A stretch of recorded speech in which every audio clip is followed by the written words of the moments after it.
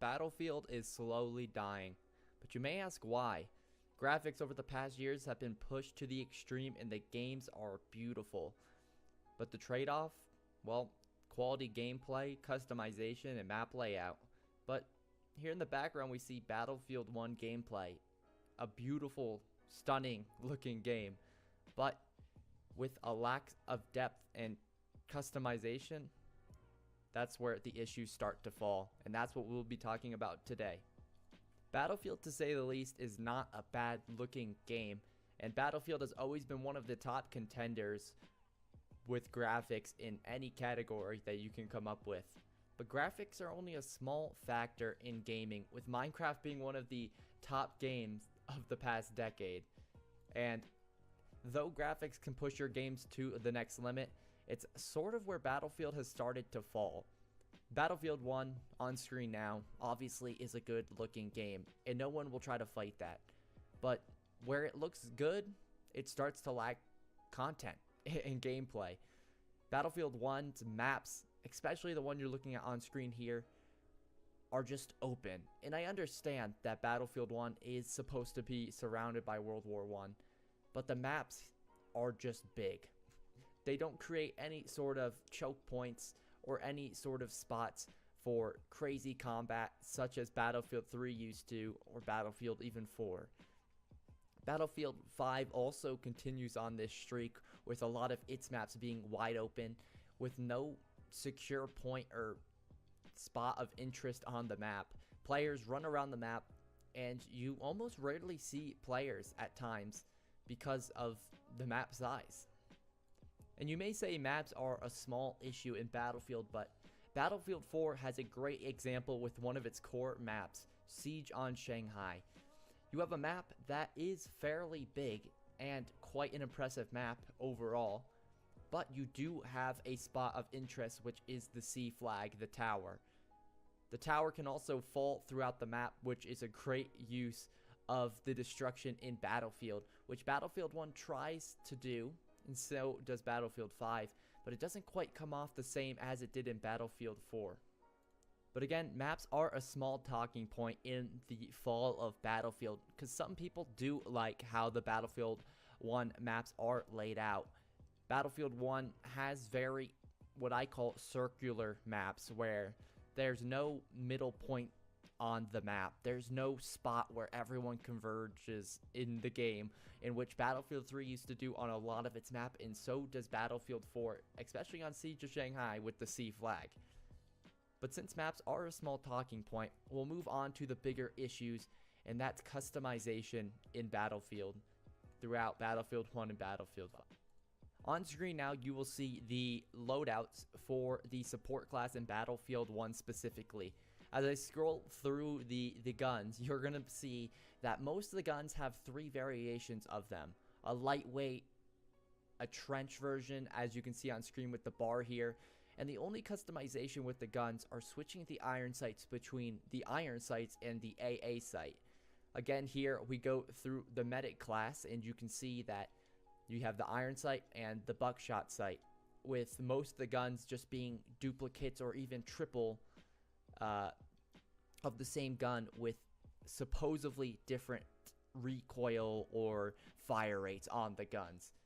And the thing with that is, it's not enough in Battlefield today, with Battlefield 4 having crazy customization, which you will see on screen very shortly.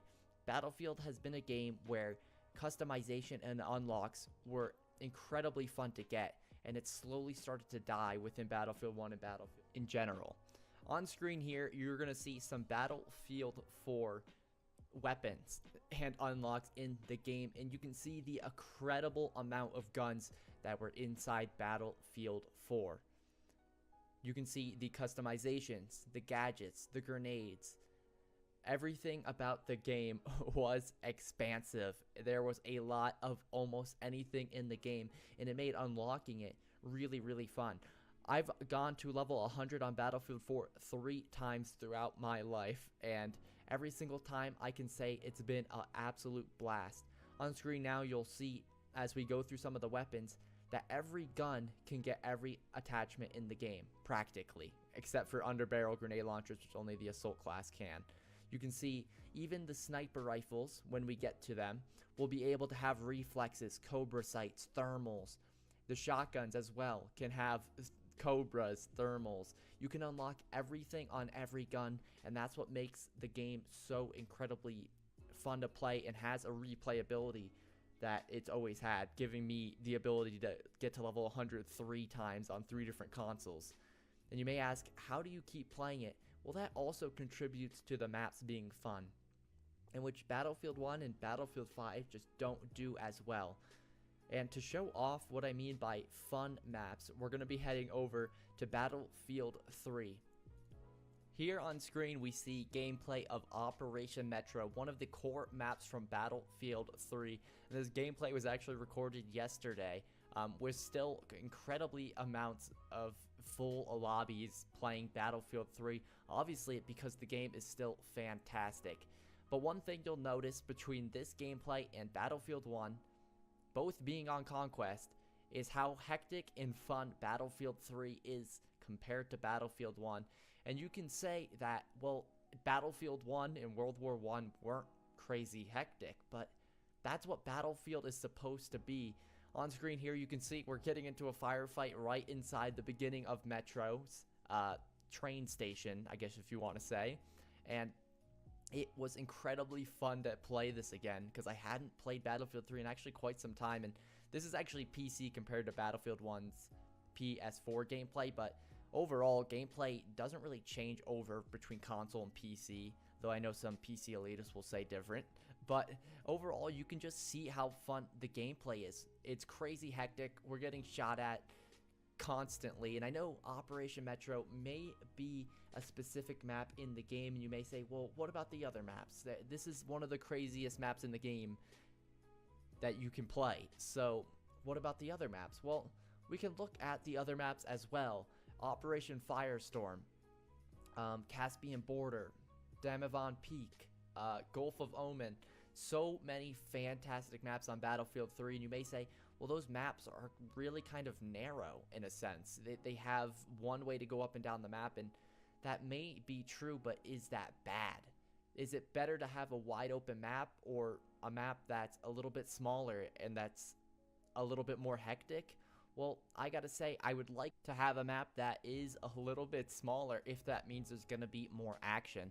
You know, maps in Battlefield 1 and Battlefield 5 are quite massive, to say the least, and, you know, you get into gunfights a lot less than you do in Battlefield 3 and Battlefield 4, and, you know, the thing that I always try to say is we're not playing a game like Arma. Battlefield, though it's supposed to be more realistic than Call of Duty, at the end of the day, is still pretty much an arcade shooter. You run around, you try to kill people, and when you're playing a game where it takes you a few minutes to find people, it starts to get a little bit boring, especially when you're just dying from people with bipoded LMGs up on hills, because most of the guns in the game can't even shoot very straight compared to, you know, Battlefield 3 or Battlefield 4.